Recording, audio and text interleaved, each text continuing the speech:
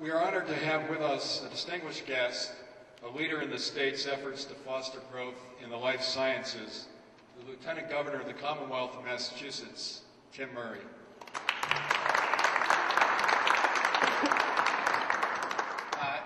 It is great to be here, and I just want to thank Bill and Alexander and CYTOO for their commitment here.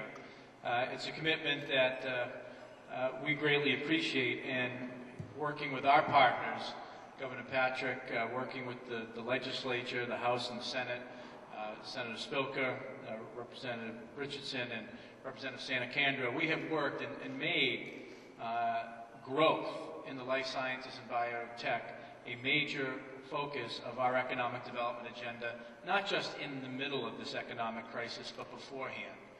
Working together, we invested $1 billion over 10 years in our life sciences biotech program, which will allow us to grow the cluster, which has been incredibly beneficial to Massachusetts since its inception.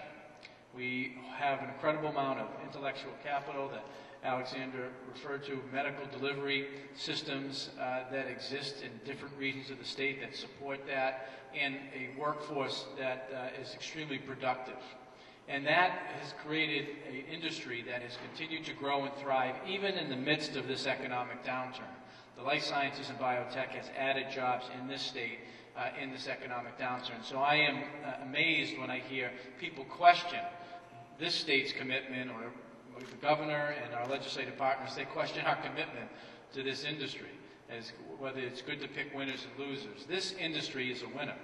It's a winner because it creates jobs. It is a winner because it creates hope and cures for people afflicted with a whole variety of diseases. And so it is a winner. I just mentioned to one of the reporters, it is the quintessential twofer, jobs and cures.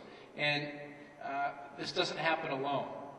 Bill talked about Governor Patrick, and he has been designated as the bio-governor by many.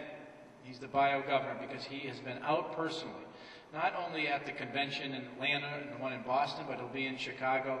But he has led our efforts in growing this field. And again, it's been done in cooperation with our partners in the legislature through that bond bill.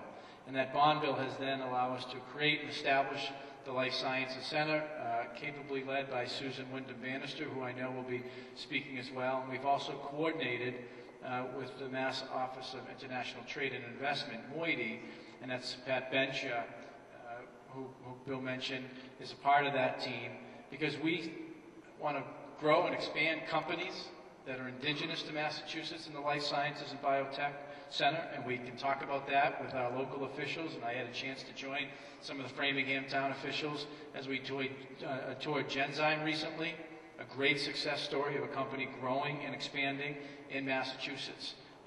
And great things start small.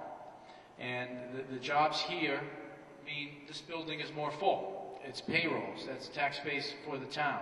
So we see this industry as a winner for a lot of different fronts, and it's the partnership that takes place at the different levels of government and with our quasi-partners that make a day like today exciting. And you can be assured that the Patrick Murray administration, working with our partners and others, are going to go out and seek out each and every one of those opportunities in this industry now more than ever.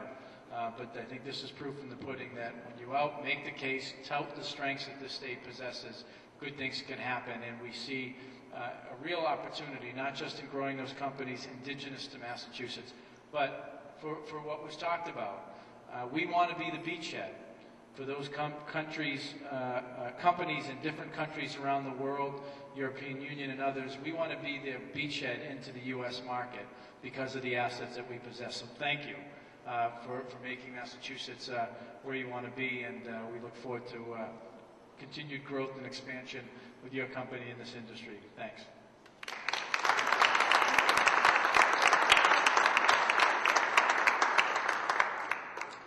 Thank you. I'd like to introduce now George Ramirez, Deputy Director and General Counsel to the Massachusetts Department of Business and Technology, who will speak on behalf of the Massachusetts Office of International Trade and Investment.